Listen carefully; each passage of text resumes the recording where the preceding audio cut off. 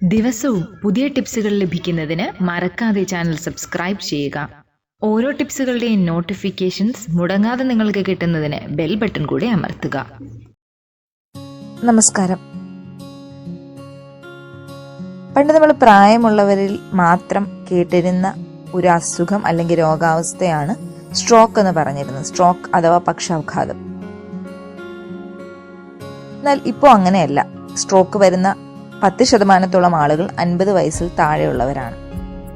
അതായത് വളരെ കോമൺ ആയിക്കൊണ്ടിരിക്കുകയാണ് ഇപ്പോൾ സ്ട്രോക്ക് എന്ന് പറയുന്നത്, പഴയ കാലത്തെ അപേക്ഷിച്ച്. ഇതിന്റെ ലക്ഷണങ്ങളും പലപ്പോഴും നമ്മൾ വലിയ രീതിയിൽ ശ്രദ്ധിക്കാറില്ല.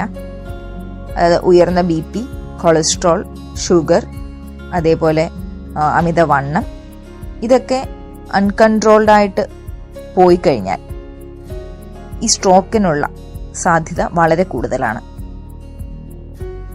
അതോടൊപ്പം അമിതമായ പുകവലിയോ മദ്യപാനമോ ഒക്കെ ഉണ്ടെങ്കിലും ഇതിന്റെ അപകട സാധ്യത ഇരട്ടിയാണ്.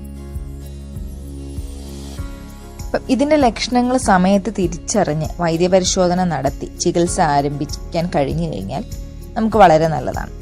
അതാണ് ഇത് അവോയ്ഡ് ചെയ്യാൻ ഏറ്റവും നന്നായി ചെയ്യാൻ കഴിയുന്ന കാര്യം. കാരണം ഇതിനായിട്ട് പ്രതിരോധിക്കുന്ന പല വ്യായാമ മുറകളുണ്ട്. ഭക്ഷണത്തിൽ ക്രമീകരണം ആവശ്യമാണ്. ഇതൊക്കെ ചെയ്ത് പോസിറ്റീവായ മാറ്റങ്ങൾ കൊണ്ടുവരാൻ സാധിക്കും.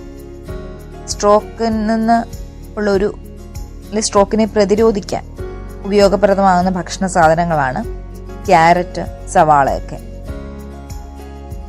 അതുപോലെ നമ്മുടെ ഹൃദയ സംരക്ഷണത്തിന് വളരെ ഉചിതമായ വളരെ നല്ല ഒരു കാര്യമാണ് ക്യാരറ്റും സവാളയൊക്കെ. അതേപോലെ തന്നെ പുതിയ പഠനങ്ങളനുസരിച്ച് റാഡിഷും അതിന് പോസിറ്റീവായ മാറ്റം വരുത്തുന്ന ഒരു ഭക്ഷണ പദാർത്ഥമാണ്.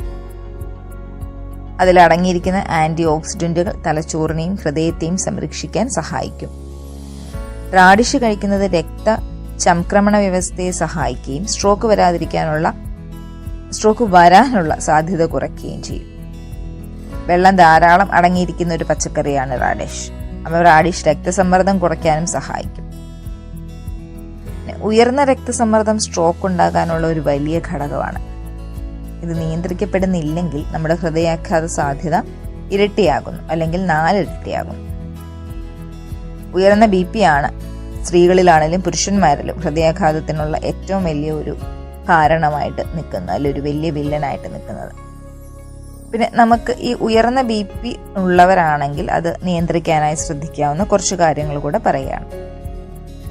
നമ്മുടെ ഭക്ഷണത്തിലെ ഉപ്പ് ഒരു ദിവസം 1500 മില്ലിഗ്രാം, അതായത് 1.5 ഗ്രാം അതിൽ കൂടുതൽ ആവരുത്. 1.5 ഗ്രാമിൽ കൂടുതൽ ആകരുത്. പിന്നെ ഉയർന്ന കൊളസ്ട്രോൾ ഭക്ഷണങ്ങളായ ബർഗർ, ചീസ്, ഐസ്ക്രീം ഇതൊക്കെ ഒഴിവാക്കുക. ദിവസവും 4 മുതൽ 5 കപ്പ് പഴങ്ങളും പച്ചക്കറികളും കഴിക്കുക.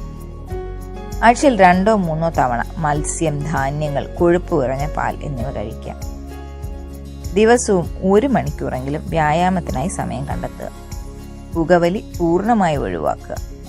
അമിതവണ്ണവും അതുമായി ബന്ധപ്പെട്ട മറ്റസുഖങ്ങളും ഒക്കെ ഉള്ളവരും വ്യായാമത്തിന്റെ കാര്യത്തിൽ വളരെയേറെ ശ്രദ്ധിക്കേണ്ടതുണ്ട്.